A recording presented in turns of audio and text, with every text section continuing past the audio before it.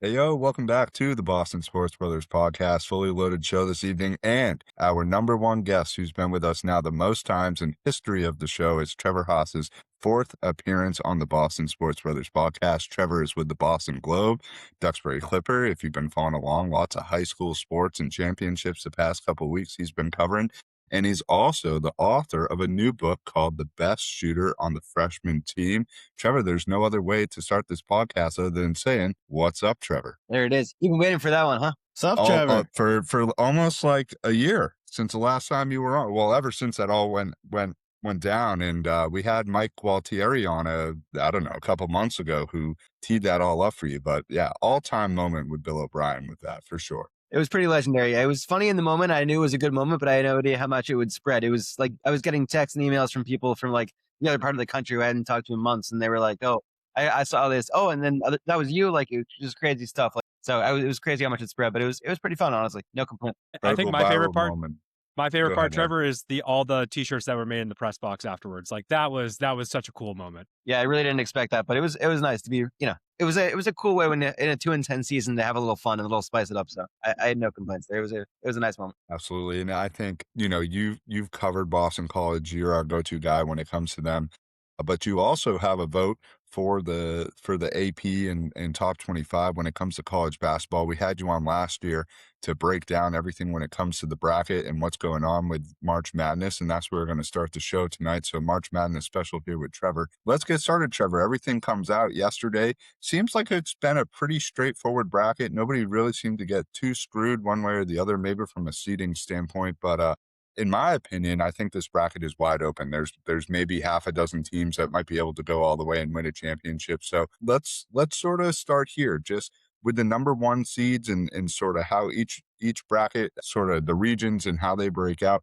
Let's start, Trevor, wherever you want to. And I guess the East is where to start because it's absolutely loaded with the teams that are there. So let's start there. We'll bounce around to each region. The brothers will get all of our thoughts in terms of what's going on, and we'll kick it around. But Trevor, we're going to go to you to set the table. Great. Thank you. So I'll start with South Florida as an 11 seed. I think is dangerous. I think Louisville is good, but a little bit vulnerable defensively. I think Michigan State is tough and gritty. Tom Izzo is probably the best coach in the country, in my opinion, definitely up there. But their offense is a little hit or miss. Whereas I think South Florida is pretty good on offense and defense. They've averaged 88 points per game, and they've played some tough teams. So I have them in the Sweet 16. That's my big upset there, beating Michigan State, which I'm sure it won't happen, but I figured go for it. Why not? Then I have St. John's beating Kansas. I think that could be one of the best games of the tournament. A revenge game for Zuby Ejiofor, who started his career at Kansas. UCLA is also pretty good. I think UConn will beat them, but I think UCLA is good, so I wouldn't sleep on them. And then I do have Duke advancing. I'm a little concerned about these injuries with Gumba and Foster being out right now, but I think Duke is just so deep and has so much star power. And the Boozer twins our brothers are just electric. They're just so much fun to watch. I really just enjoy watching them play. They're very smart, cerebral players who just don't really make mistakes, and they've won at every level. So I think there's no reason to really count them out at any point in this. And then Duke and UConn potential Elite Eight game could be a hell of a game. Alex Caravan, a Southborough kid, has been one of the best players in program history, and he's wants that third championship. So we'll see if he can get it. But I think it's a really compelling region, probably one of the best, if not the best. So I'm excited to see how it all plays out. Bros, chime in. Thoughts on the East region, all the teams, coaches, whatever your takes are, put it on the table. Yeah, I'll kick it off. I think the champion is going to come out of this East region. And I think it's simply just due to the fact that the talent in this region is like, and this isn't a knock on any of the other regions, but if you look at all four regions in a vacuum, how can you not look at this region and say that there are at least 3, 4, 5 teams that could emerge from this side? I think, a lot of people are looking at St. John's and saying, how did they end up as a 5 seed, right? But they are there, and they're going to play whoever's in front of them. So I see St. John's actually going on a nice run here, but I have UConn coming out of the East. I'm a little sentimental towards UConn.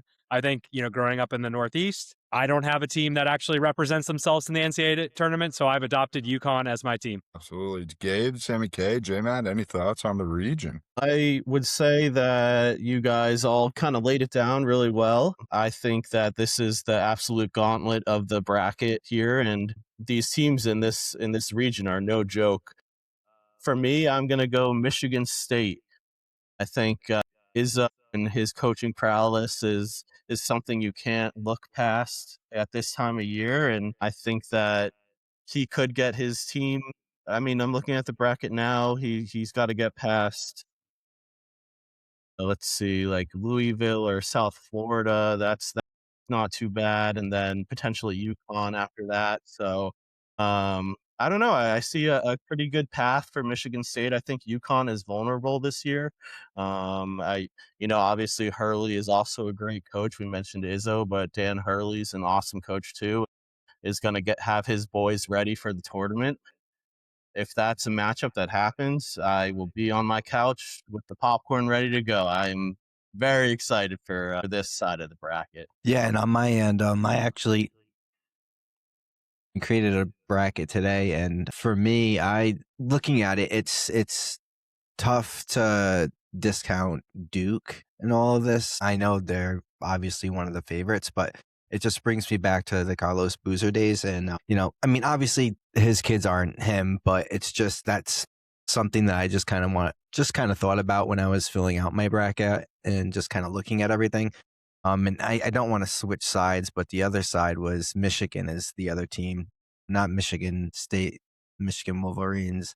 Those guys have me really, really, I should just say really have piqued my interest. But kind of looking at it, I mean, just like you said, it's tough because UConn's they're tough to throw out just because of the program that Dan Hurley's built. But for me, I want to see some upsets personally. I have Duke going all the way myself. I want all favorites to win.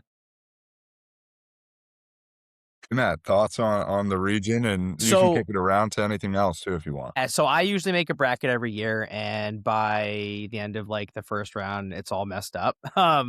But I'm really excited for this year I think I don't know if a 1 seed's going to win it. I think it might be a 2 seed. I think UConn might do it. I also think Houston is pretty good too. So watch out for them. They've always been kind of a consistent program over the last like 2 or 3 years. So just got to watch out for them. But the thing that I'm most excited about is that Friday. I'm looking at the schedule that someone put out here. It's 16 games, and the first tip off is at 12:15 p.m. and the last tip off is at 10:10 p.m. all East Coast time. So it's just like, it's really a day where you're, and I'm in air quotes for the people listening on the Spotify or wherever, YouTube, wherever you can listen on our many platforms. It is a work day.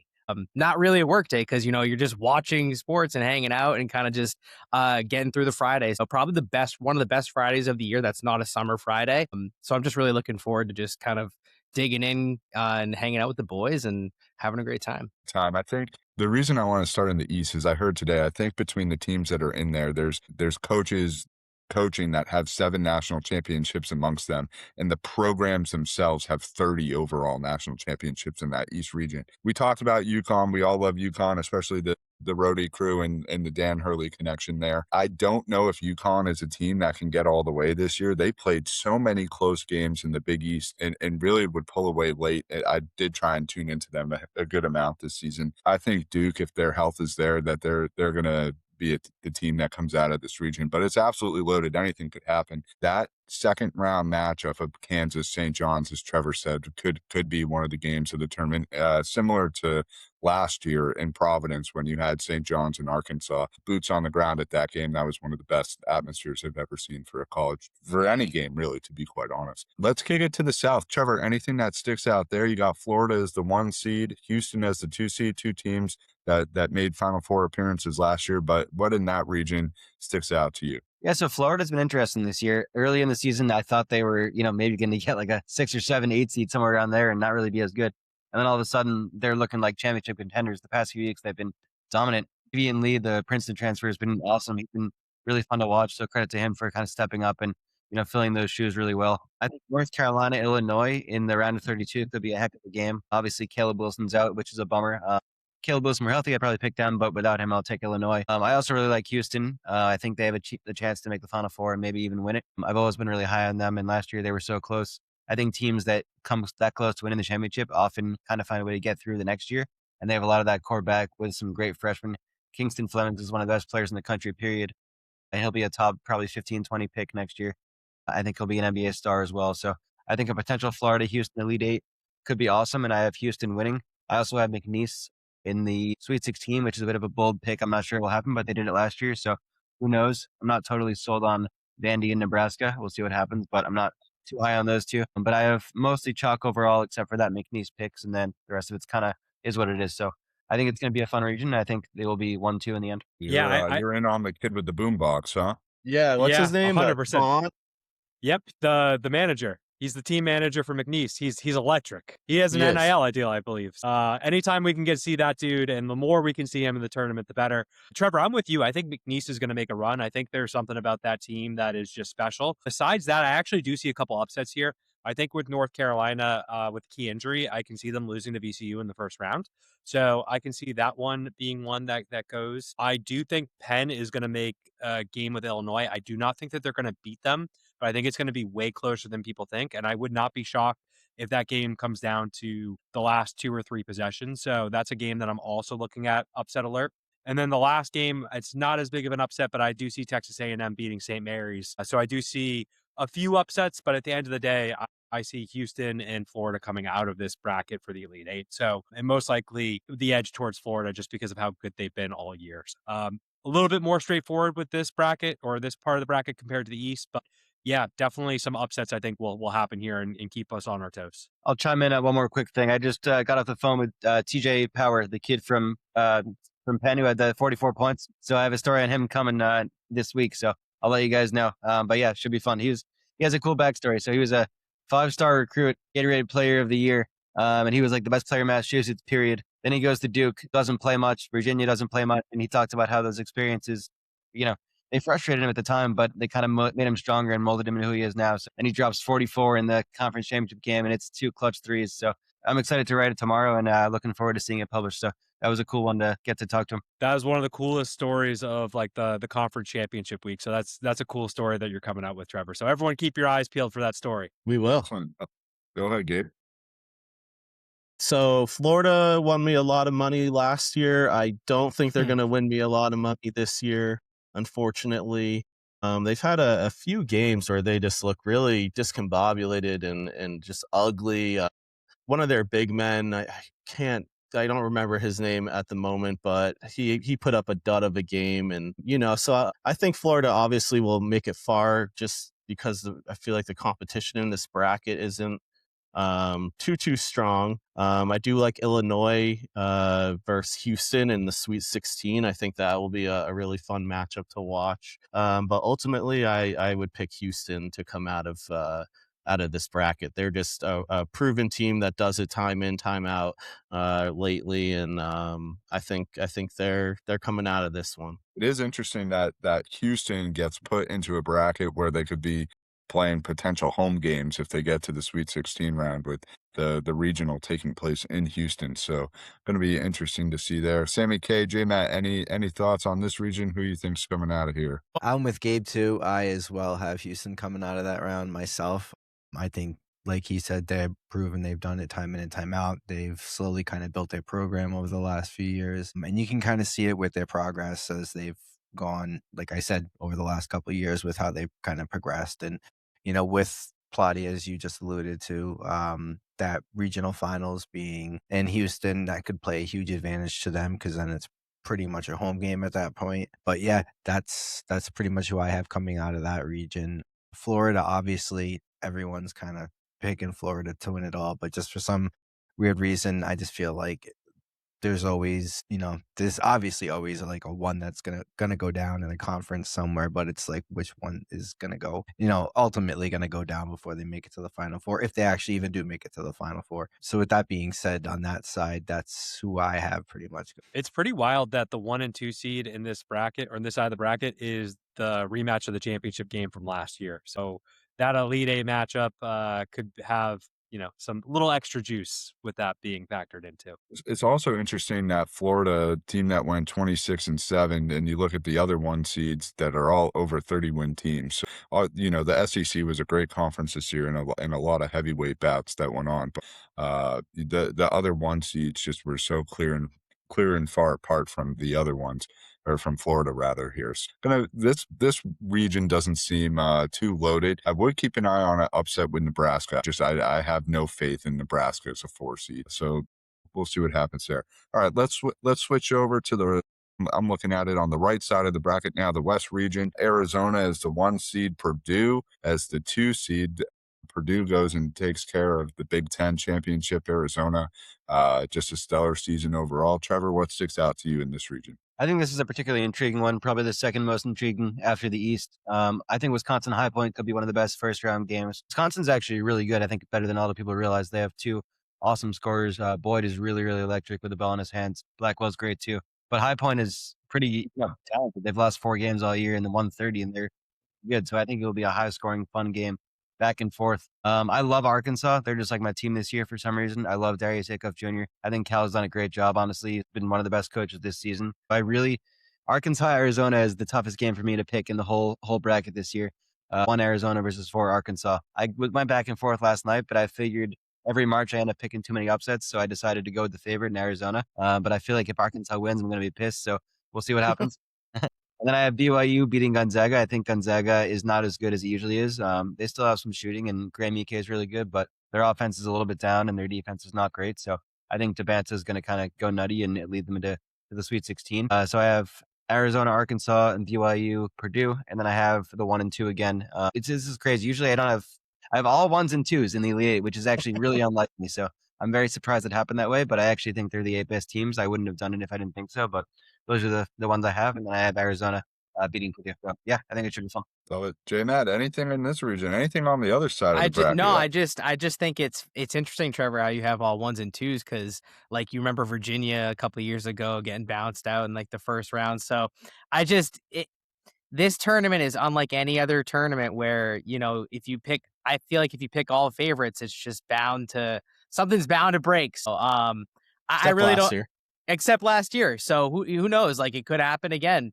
It could be 2 years running where just kind of the powerhouses kind of do that. And that could be all, the NIL could have a role in that. But that's another story for another day. But I'm excited for that region. I have no idea who's going to come out, so I'll just pass it along. I am along with you, Trevor. Really, I actually have Arkansas going all the way. I have Arkansas going to the Final Four along with Michigan from that side. Myself, I too was kind of going back and forth with Arizona and Arkansas, but really what did it for me was the fact that it's a John Calipari program, and he's done it since I was, I'm a few years older than you guys. So, I mean, even when I graduated, He was a wee young lad. I was a wee young lad. Well, I graduated in 2006. You guys are a few years.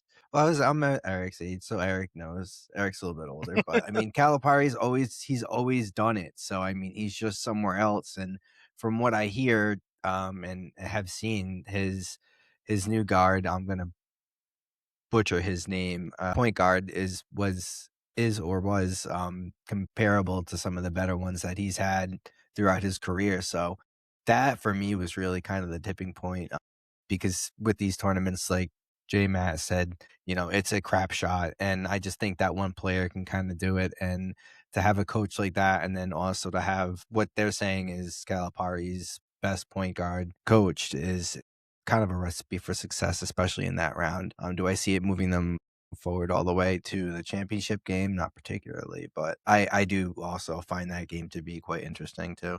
Arkansas, Wisconsin game. Go ahead, Eric. Yeah, I was just going to say, coming out of this side, I actually have Arkansas and BYU in the Elite Eight. So I'm riding with 2 teams that I feel like are teams that could go the distance. And I think when you talked about BYU, you talked about Dibanza, and he is electric. I think he might be the most electric player in college basketball. So I think the longer that he can stay in the tournament, I think that's great for his brand and great for the sport. So I'm hoping for a long run from him. And then with Arkansas. Arkansas, I got to go with Coach Cal. I'm a UMass guy. So while he has not coached at UMass for a long, long time, I think he's one of the best in the game. And I think he's done it he's done it literally everywhere he's gone. So last year's Arkansas team, I think, was fantastic. And I think this year's team is even better. So I'm not certainly going to bet against Coach Cal. Congrats to your UMass Minutemen upsetting Miami of Ohio. That was pretty exciting. Just wait till you get to that part of the bracket. I have them going on a little bit of a run as well. So I to put my 2 cents in here, Trevor, I think you were right in moving Arizona past Arkansas, although you do love Arkansas so much. I just think Arizona is an absolute powerhouse this year. It's hard for me not to pick them. to win the whole tournament. They've just got such a dynamic front court, back court. They just put teams on skates. It's fun to watch. So, also just a fun side of the bracket here. Any insight on Kennesaw State? Sleep on them. Okay. All right. That's I was looking at that as a possible upset alert. I think Gonzaga, I'm not, but it's possible. yeah, I'm not too high on Gonzaga this year, so I just feel like that could be a potential, but maybe they'll make it next round and lose. The thing that this region sticks out to me is Arizona's a powerhouse. As we mentioned, I think they have 12 top 25 wins this year, which is just unbelievable. But I also look at Purdue, and Purdue is one of the only teams in the country that has 3 actual seniors. So 3 guys that have been with the program and have sort of gone along with things. And I think it's Matt Painter who's the coach there. So we know Purdue, and that's where the March Madness lore for us sort of all starts with our buddy Zach Edey, too tall. Too tall. Now it's the Michigan guy. I think his name's Aday. In that game against Fairleigh Dickinson a couple of years back. But I could see Purdue and Arizona squinting off to get into that.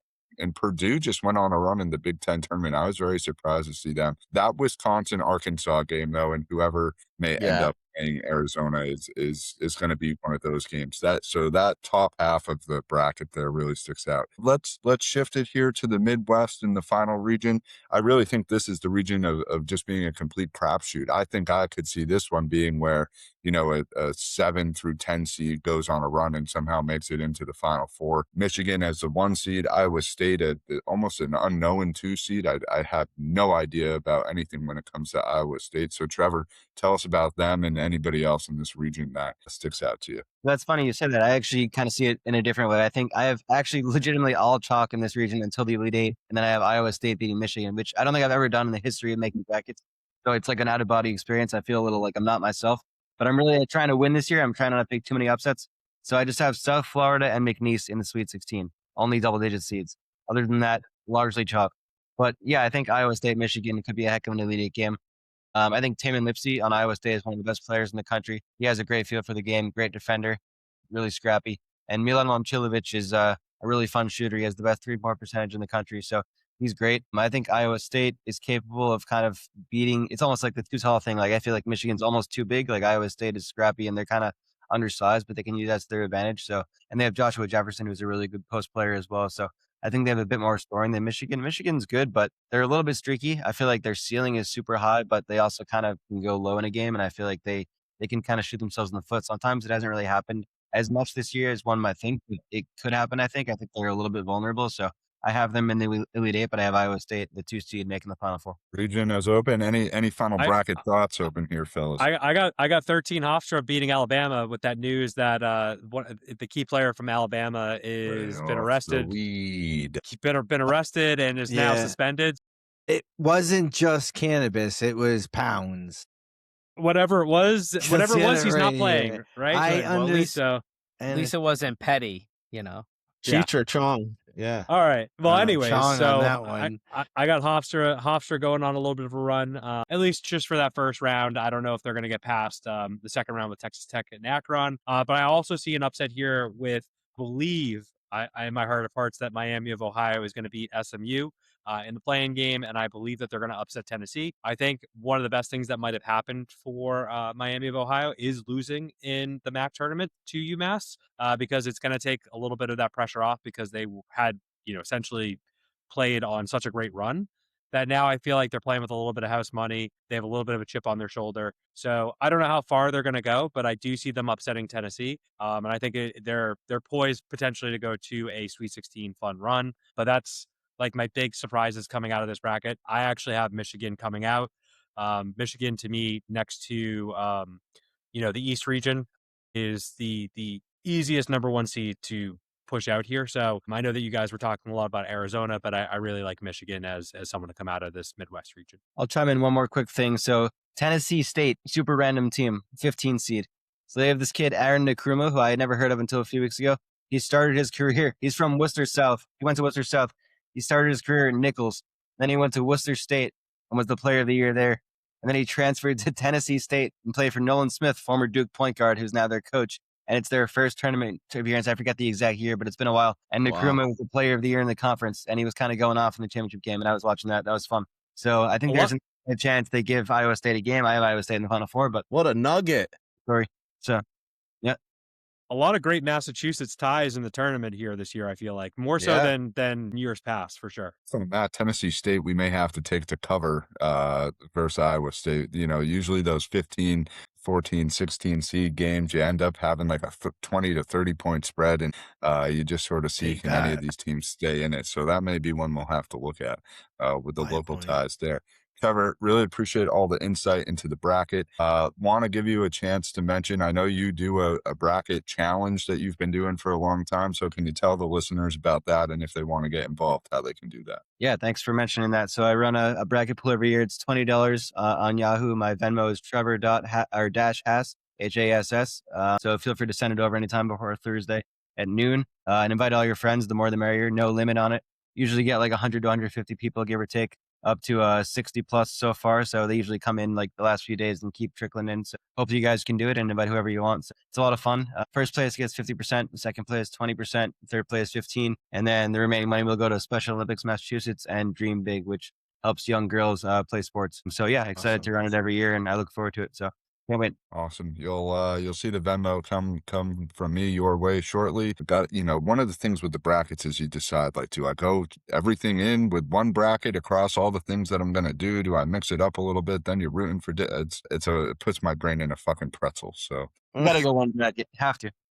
yeah, I do agree with that sentiment. I just adjusted mine after getting some nuggets from Trevor, so kind of had to tweak it here and there from everyone else's. But hey, it's that's the fun thing about this is, like you said, we've been doing this for how many years now? 15 or however many games are one day, and just to be able to spend it with your friends and kind of just hang out is it's core memories are made. It's all fair to tweak it before the first tip on Thursday. If you feel anything in your heart of hearts or in your gut that says, hey, this choice that I made a day or two ago, I don't feel it anymore. I'm gonna make that transition. You got the power until 12:15 on Thursday to make any changes that you see fit. That's what it's telling me right here, that I have it's got my countdown going for me and everything. I feel like I'm gonna regret the Arkansas Arizona game.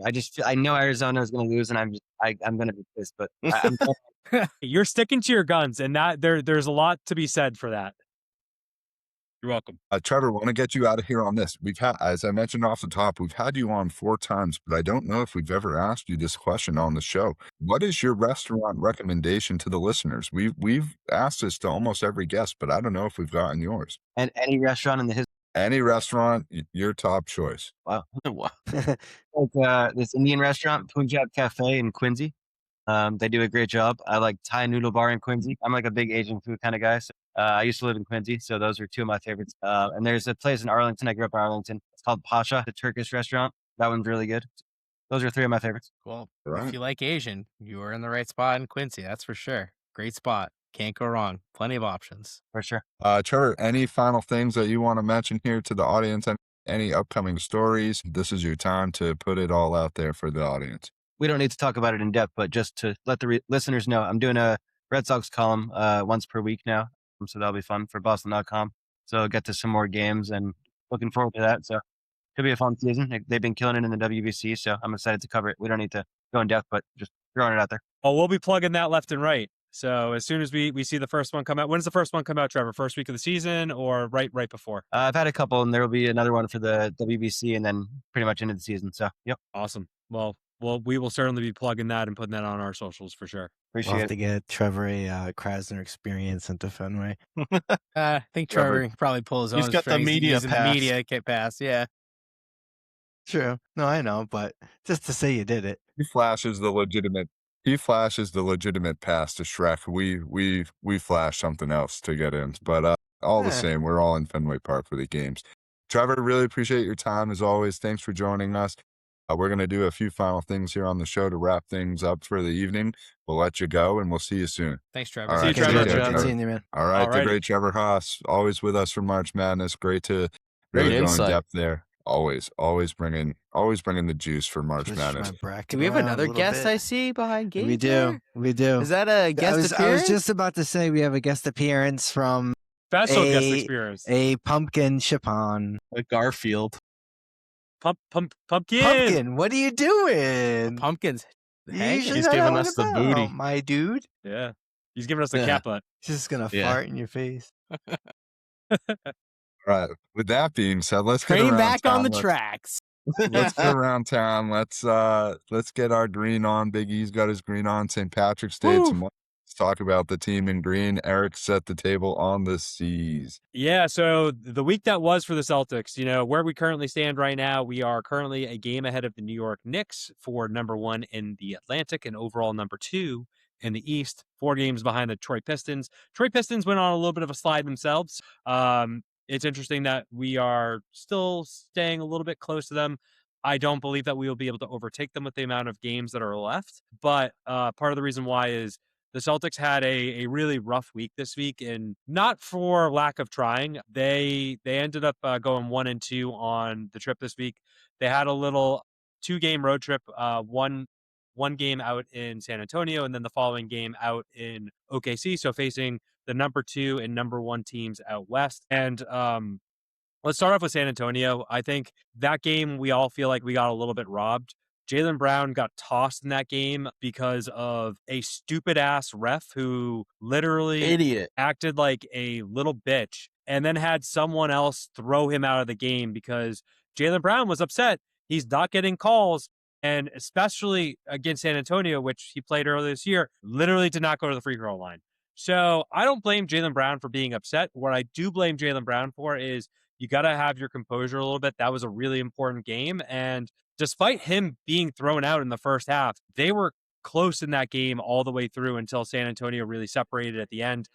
Listen, if Wemby's going to nail 8 threes, it's going to be really tough for any team to beat San Antonio. So for me, I'm not upset about the outcome. I'm more upset that we got robbed from what should have been a good game with Jaylen Brown being out there for the entire game. And Eric, to your point, I mean, Jaylen, he definitely earned the first tech. I mean, I think we can all agree on that one. But the second tech where he's going after the same ref that called the first one, and then the who was the lead ref of the team, of the crew, and then this guy who's, I think, only refed a little over 100 games, just comes out of nowhere and throws JB out. I think we, like Eric said, we all got robbed. And JB needs to have his composure, like you said, Eric. You're allowed one, and once you get that first one, just calm down. You earned it, and then kind of if there's a sequence where something else happens, do your thing. But you definitely should have only got one, and he definitely, you don't want to count him for the loss there, but I mean, if he's on the court there, I mean, they have a good chance of winning that game and going 2-1. Now, speaking of Jaylen Brown, after that game, the Boston Sports Brothers tweeted at him and said that, hey, the energy needs to shift, Jaylen, and Jaylen liked our tweet. So just want to throw it out there that Jaylen is a fan of the Boston Sports Brothers and, likes our content. But I mean, I think in that game, Wemby just went off, and it was honestly unbelievable to see. He's going to be the best player in the league if he isn't already. And what he does out there is just unbelievable. San Antonio is a damn good team too. That team could very well come out of the East. Eric, let's shift to the other. Obviously, San Antonio has the Thunder in front of them right now from a standing standpoint. That was another excellent game that took place Thursday night. Give us the lowdown on what we saw in OKC. Yeah, I think while I don't ever want to say there's a moral victory to be had, but I do feel like there was a little bit of a moral victory that took place in this game with OKC. This is the first game that Jason Tatum sat after his comeback against the Mavericks. He played 3 straight games, and clearly I think they are trying to be careful with him and manage his minutes. So no JT for this marquee matchup against the number 1 team out in the Western Conference. Did they sit White too? Sorry. Yes. They did sit White as well. Mhm. So 2 of your 3 best players are not playing. But I think the thing that was really encouraging, and I think Jaylen said this after the game, is that the young Wolves all of the wings all really stepped up. Jordan Walsh, Baylor Shireman, Hugo Gonzalez, these guys all balled out. And in general, so did Jaylen Brown. Jaylen Brown also played a great, great game. I think the thing that was challenging with this game is SGA is just going to get all the calls. He needs to go into the penalty box for fucking flopping. He's taking over LeBron's seat and flop. Like this guy, he just gets into triple coverage and just goes, like it's just like, come on, dude. Like fucking eat it, bro. Stop being such a pussy. I can't stand that. I'm not even upset with him. I'm more upset in Lou Dort because Lou Dort injures players. Lou Dort has a vendetta out for anyone else on the other team, dude. And then they have a Chet, on the team, or a Chad, dude, a legitimate Chet. They tried to take out Lou Dort tried to take out Jokic a couple weeks ago. I saw and that. Jokic had nothing with it. So Lou Dort, in my opinion, is the dirtiest player in the league. And he doesn't get called for things that he should get called for as well. So it's not just SGA. To me, Lou Dort is a bigger offender because SGA gets all the calls. Lou Dort gets none of the calls that he deserves. So the fact that both of those guys are on the team is crazy to me. I think Draymond's got to take the cake still until he retires. Dylan that dude Brooks, is the dirtiest dude in the league. No, he be kicking people in the balls left and right. Come on now. I think Lou Dort might have him beat this year. I think Lou Dort might be taking it over. When you go after the gonads, oh man, there's no coming back from that. I'm not talking about all time. I think all time Draymond's up there. This season, all time. Oh man, this season we could go on a list here. Lou Dort is playing Lampier. There's so many players we could go down. This is a fun topic for the offseason when we don't have a lot to talk about.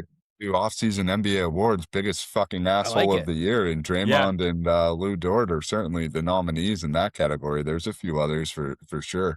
Stewart, LeBron's always in that category.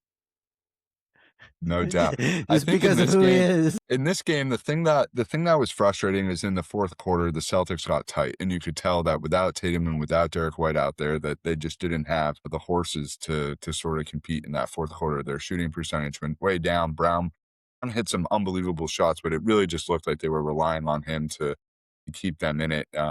And it was one of those games where they did a great job in getting it to that final possession. Honestly, Missoula drew up a great play to get it to Pritchard, and he just airballed it at the end of the game.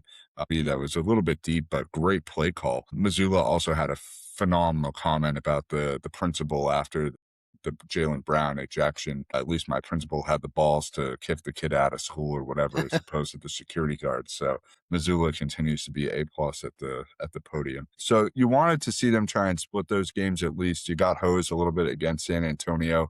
You did go toe-to-toe against OKC without two of your starters. The thing is, if you come out of the East, you only have to play one of those teams. And I think we saw that you can be in games with either of those teams. So that was encouraging to see. And then they took care of business against the Wizards. Eric, I don't know if you have any notes from that game that you want to break down. I mean, it was a get right game. But the thing that was actually interesting about this game is that the Wizards actually fought back a little bit towards the end of the game. It was never in doubt, but it got a little bit too close for comfort. The Celtics won by 11. It was a game where they were up like 20 for most of it.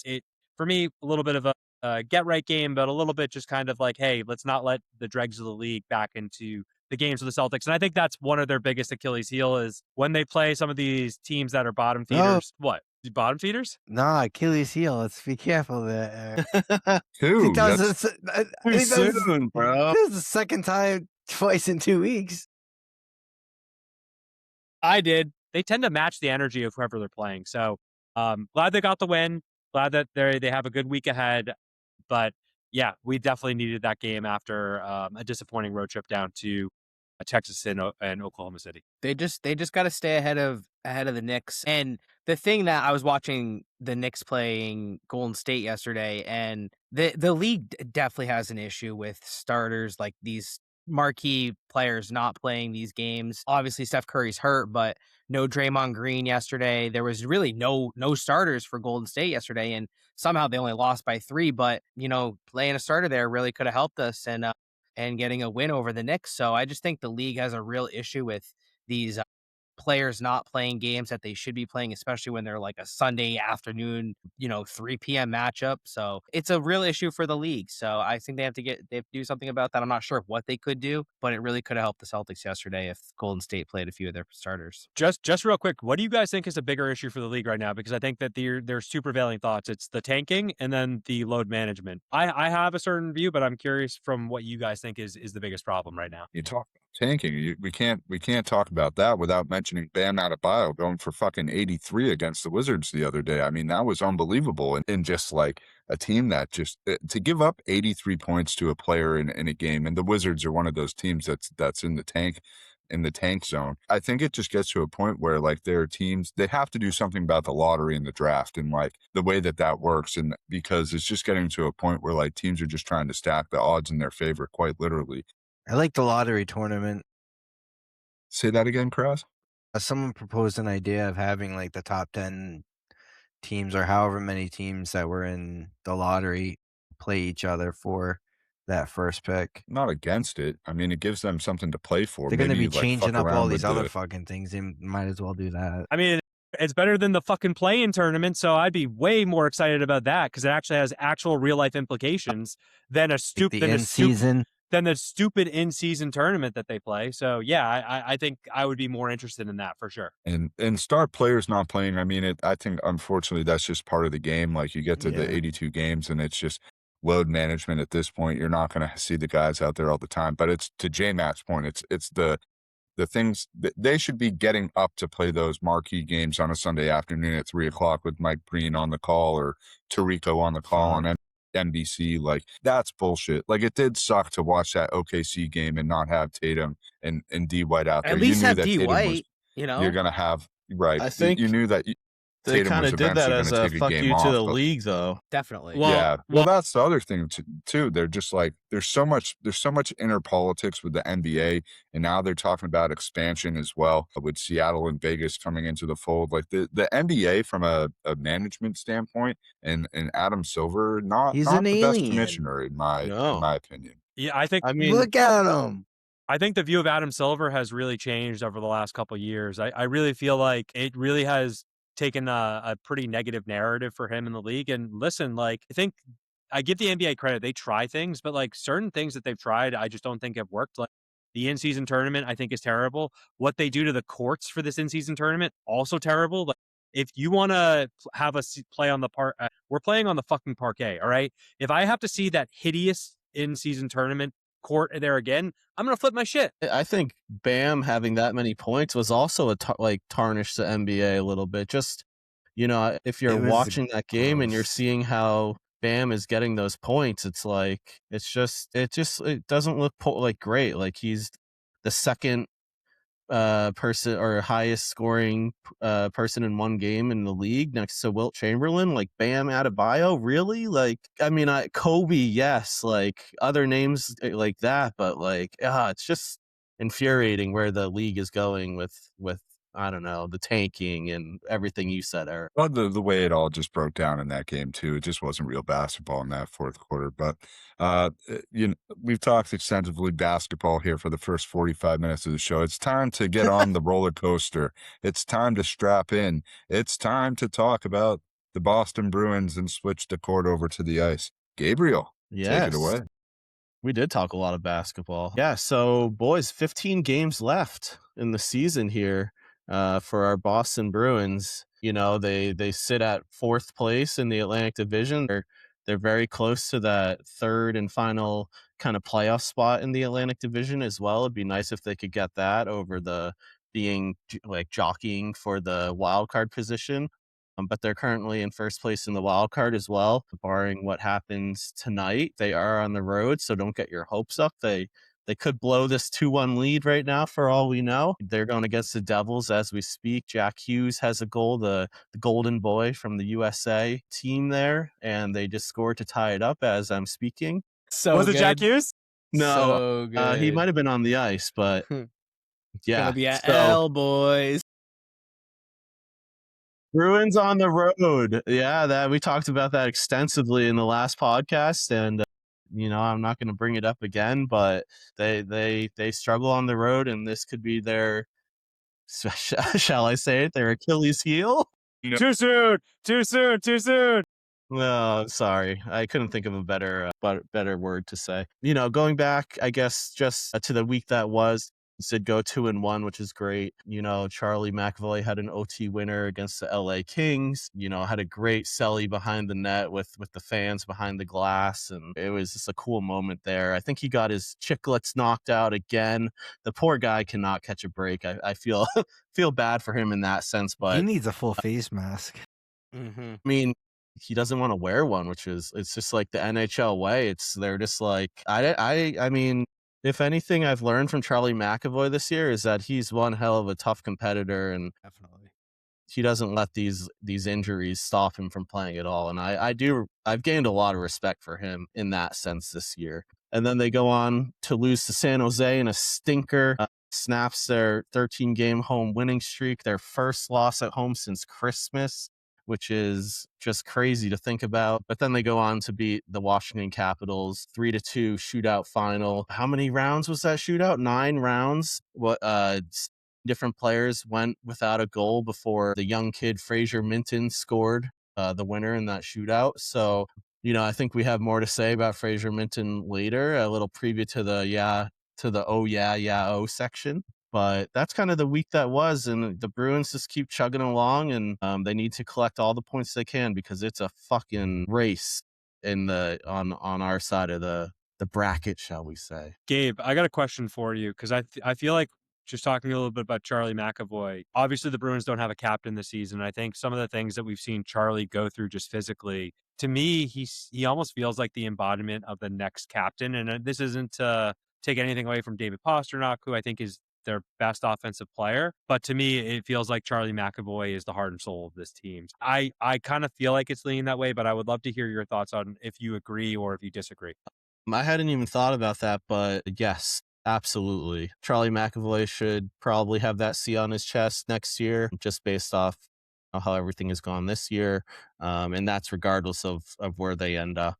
I mean, if they make the playoffs for sure, but Pasta is more of that Brad Marchand type player that will always have the A on his chest just because of his talent, but doesn't necessarily have those leadership skills that some of the other guys might have. Great point, Eric. I hadn't thought about that, but I did want to bring up McAvoy, and just his toughness this year has been tremendous. I do think it warrants him the opportunity to become the captain of the team, and hopefully Marco Stern sees that in his role. So as Gabe said, Bruins need points in every game that they play. 2 points are critical. It is pretty much a playoff game down the stretch for them every time they hit the ice. So we'll be keeping track. We'll be updating every week, and hopefully we get to playoff hockey because there's nothing better than that.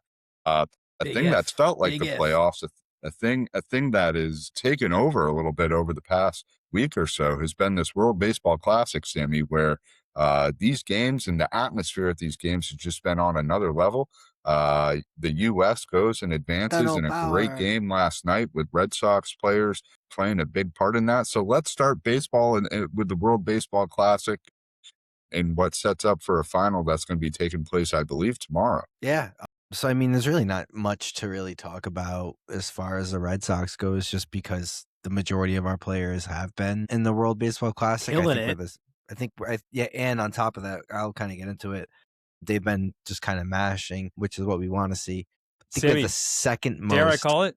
Dare I call it? Do we call it the Red Sox World Baseball Classic? That's what people on Reddit were calling it. They were calling it the World Boston Red Sox Classic, because Roman Anthony, just my lord. But for him to hit that shot against the DR was just incredible. Not to mention his line, he's slashing a 318, 423, 591 with a 1.014 OPS amongst like the gods to him of baseballs.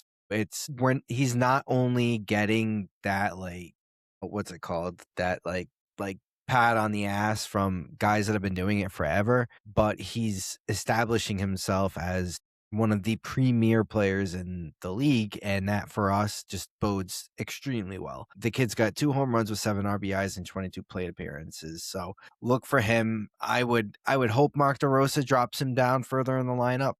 I don't know. Mark DeRosa's never this, and this is one thing that I just wanted to talk about really quickly before I jumped into something else, was and maybe this is the but why he's the US's manager is just beyond me, and I'll just leave that for and we'll get into it He doesn't then. even know what day it is.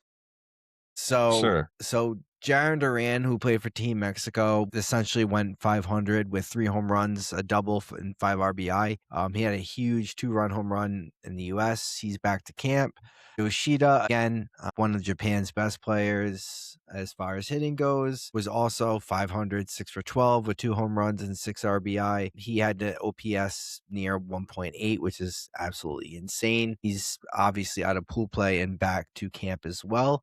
Right now, who's playing is our guy Willier Abreu, who was just electric the other night.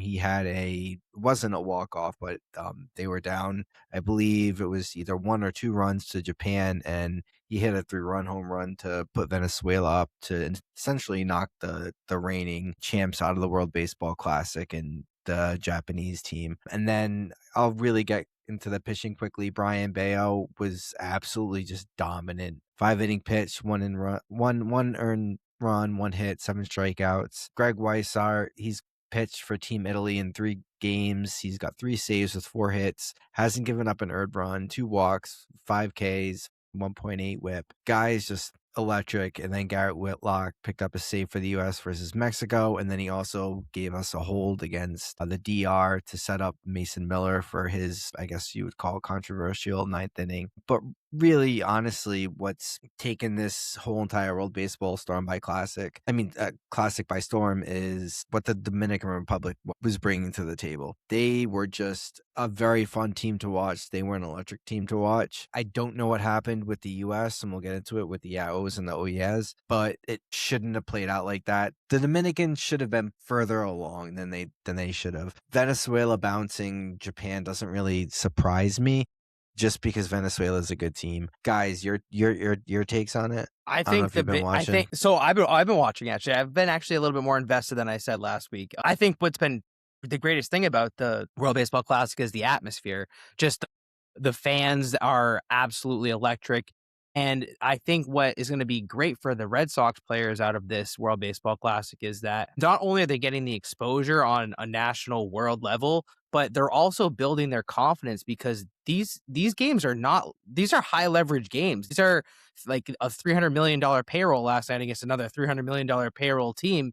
Basically, when you're talking about the Dominican and the U.S. and the stars that they both have on their teams, and this is really high leverage stuff. So you have to understand that this is going to really help them in these high leverage MLB games that are going to come in the summertime and hopefully in the fall next year. Later this year. So I think the confidence building for these players of like the Roman Anthonys, even the Weiserts, like it's really, really going to be beneficial for the Red Sox, and it's going to help them a lot this year. Just for these last 2 weeks that they've had this exposure. Yeah. It's been great to see all the Red Sox players that have been there. Gabe, did you have a thought? I was just gonna say to J-Matt that we had some boots on the ground in the New York Minute of Max Erlander. What he was there this past weekend and saw, was it the USA game? Yep, I believe it was USA and Mexico, and then he saw, I think it was Italy and who was it? Puerto Rico? Maybe Puerto Rico? Yeah, Puerto Rico. Yeah.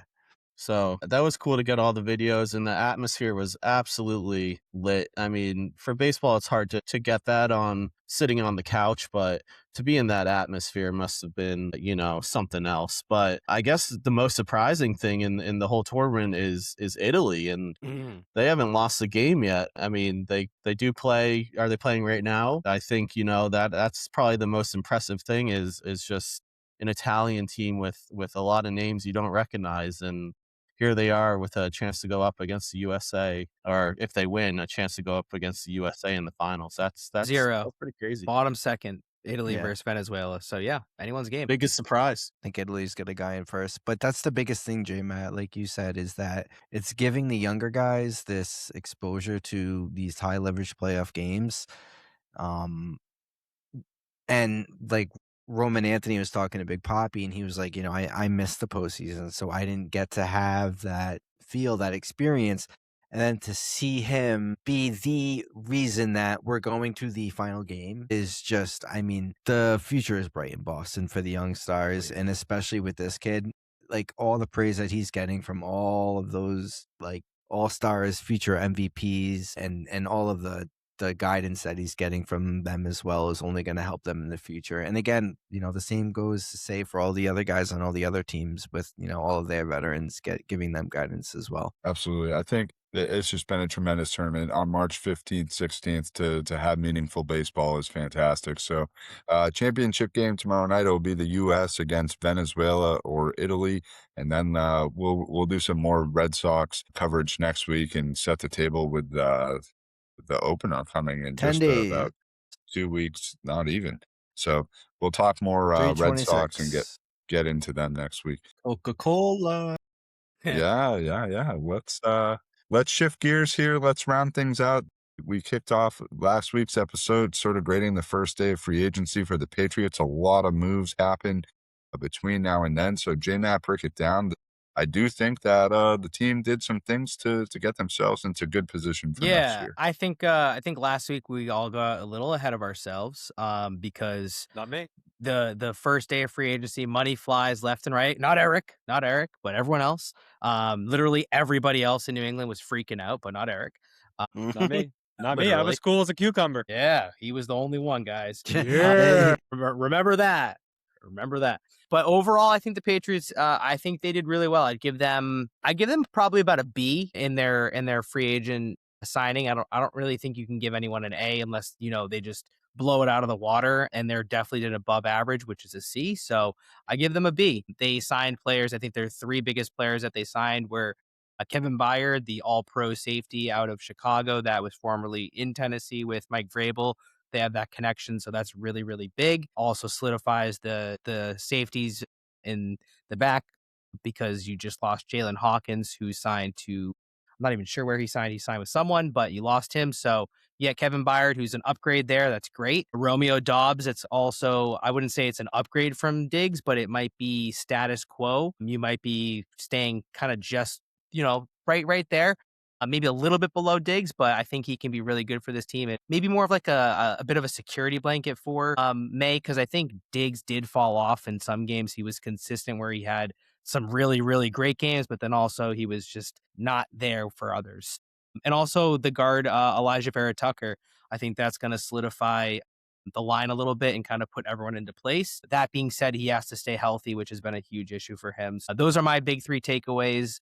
Again, B grading for me, and overall pretty good so far. And they might not be done. And they didn't get AJ Brown. Like I said last week, I don't think they're going to get him, and they haven't, and I don't think they will. So I think people can kind of take that off their wish list. I think for the AJ Brown stuff, we're going to wait until post June 1. It doesn't make sense for the Eagles to make any sort of move between now and then.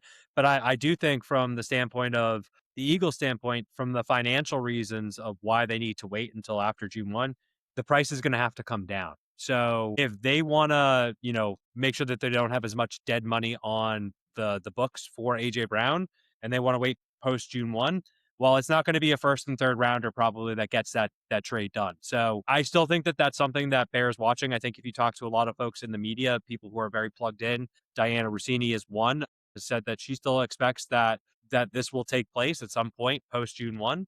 So I think we all just need to be patient here when it comes to potential AJ Brown moves. I really do want to hit on one signing that you talked about though, is Romeo Dobbs. Romeo Dobbs. Yep. It took me a couple seconds there. Dubes.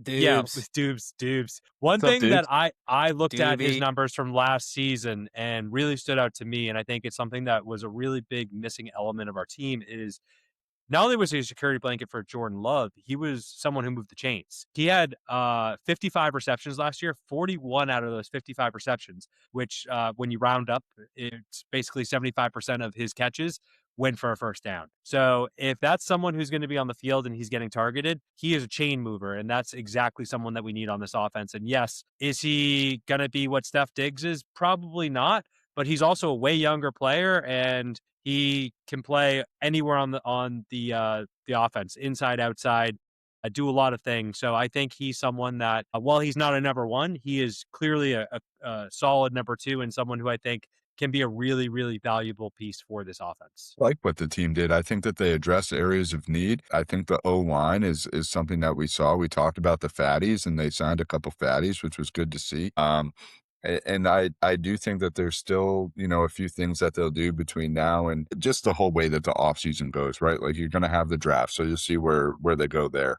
And then you'll get into OTAs and teams and mini camp and obviously training camp and all the cuts. So this team is far from being rounded out in terms of what the roster is going to look like.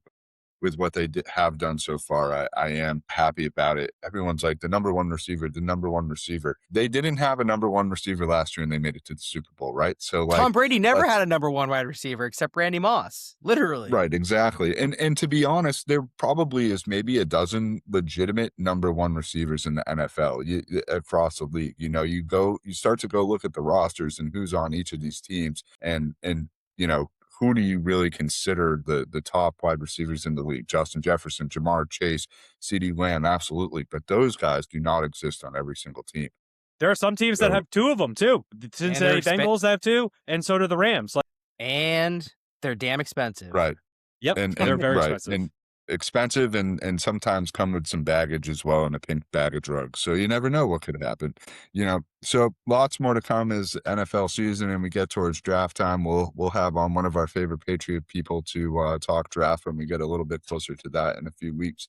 But it's the time of the week where we have our favorite things and our not favorite things. Eric, let's get rolling. All right, boys. This is my favorite time of the week, as Plotty was saying. It's a time to talk about the things that, we don't like, the things that are smelly. Like, get out of here. We don't like those things, right? Those things make us go, yeah, oh, like, get out of here, all right? And then there are things that we love, the things that make us jump out of bed in the morning and scream at the top of our lungs, yeah! Who's got a yeah-oh or an oh yeah this week? I got a yeah-oh. That was seductive. Ooh. My ya-oh is pretty recent. Actually, it might be the most recent sports ya-oh. It's got to have to do with balls and strikes. The way that game ended last night, we haven't really talked about it. Ya-oh, ya-oh, ya-oh. You can't, the ball, it was not a strike. It was not a strike. I understand that the count was you have to protect, but when you're not looking curveball and it's a ball, like, you got to give the guy his due, and he had a good eye. So I hate how it ended. I think it took away a lot of the drama there. Yeah, the pitch com's gonna make a big difference in that this year. So, big ya-oh, my opinion. Big ya-oh. Got the next. That's what makes the game, at least baseball, so beautiful, is that there's still that little bit of element of human error, and unfortunately, in a case like that, but the guy given the guy had a good eye. He was putting together a good at bat. That's 2-2 after that, and then I just. Use your bat. I agree. I'm just playing on the other side. It's a shame. It's a damn shame. I'm just explaining the umpire's It's point like of view. the 3v3 hockey in the Olympics. I can guarantee you that besides that one call, he was probably good. I mean, there was one other pitch that he wasn't that good on.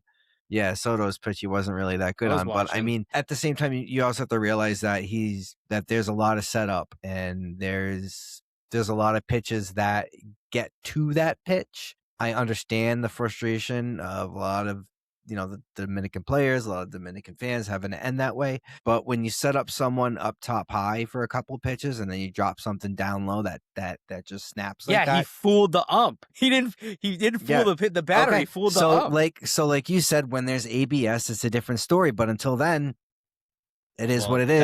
That'll be US wins.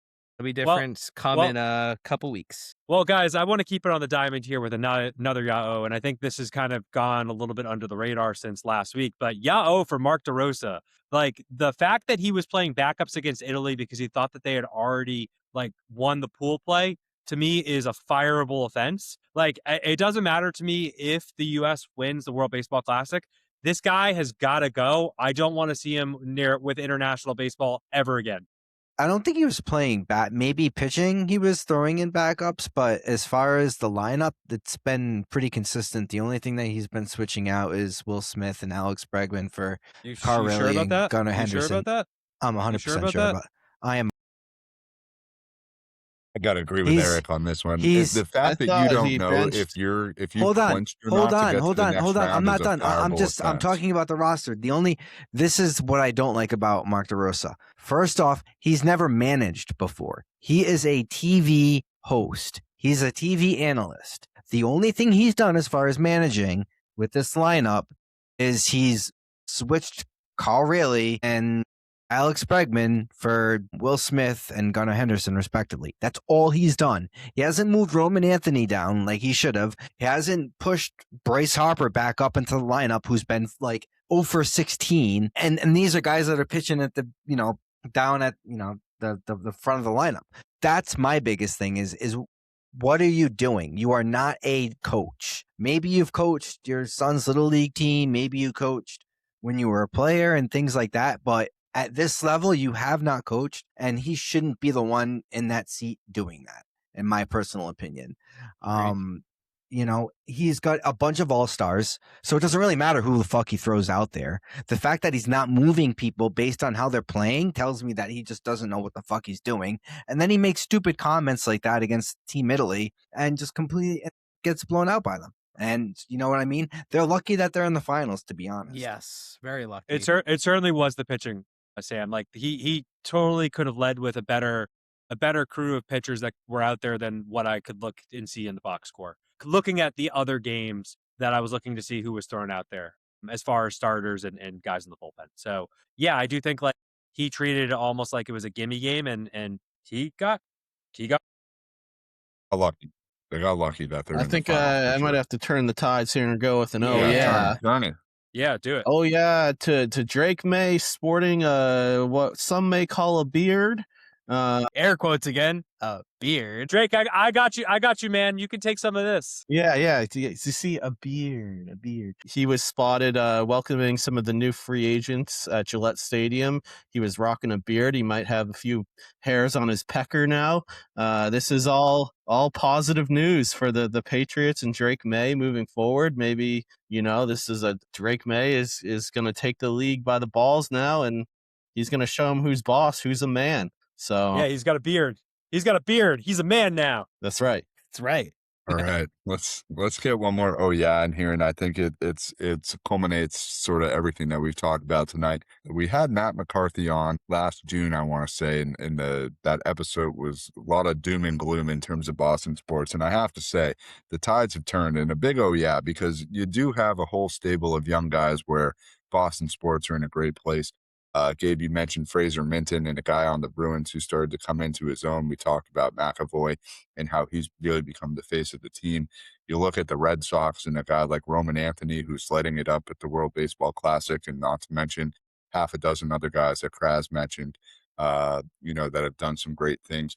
But you obviously got Drake May and you got the Jays with the Celtics. So don't forget about my boy Ugo, who's only 19, and he's got a lot of room to grow as well. So a lot of young talent across the board with all four teams. Yeah. So Boston sports. Yeah. It's well, I mean, you and Corrales head of the.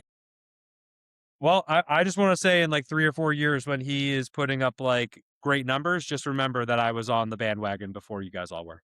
That's right, Eric. Just like another one. The thing with J Matt and whatever you were saying 10 minutes ago. Why don't you just start keeping a little record book over to the side and let us know when you've done something and when you have. Sure, we check. Hey guys, remember on 3/16, 2026 at 8:30 when I said this? All I want to know is, are you bringing the cannoli dip on Friday or no?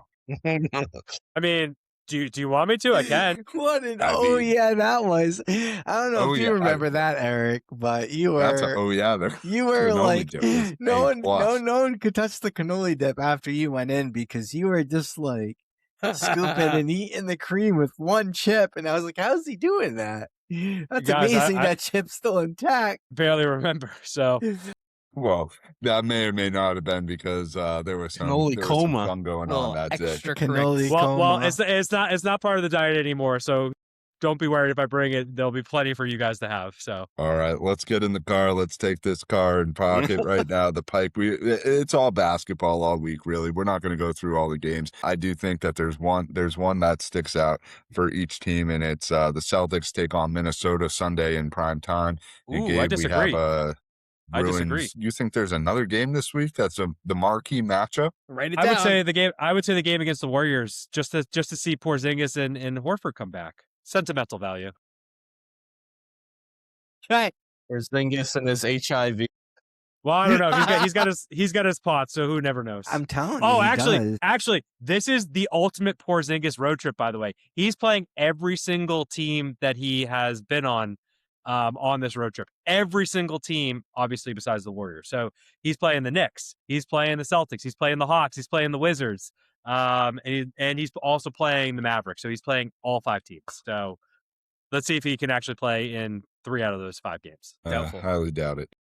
Bruins Kinda Montreal nervous. tomorrow night in a back-to-back. They got to get points. As They we got to win mentioned. tonight. Yeah. They got to go pull out this game 2-2 headed into the third. Baseball World Baseball Classic final tomorrow night. U.S. as we mentioned against Venezuela or Italy, and then we'll talk some more Red Sox next week. We'll keep you updated on free agency and everything going on there. And we'll recap what will be 4 days of craziness in March Madness when we reconvene next Monday with the great Tim McCone of Zolak and Bertrand McBone joining us on next week's episode to talk everything. Fellas, near, far, wherever you are, it's been a pleasure as always. Great to see your beautiful faces. That's going to do it for this episode of the Boston Sports Brothers podcast. We'll see you next time. Peace. Later. See ya. Latest.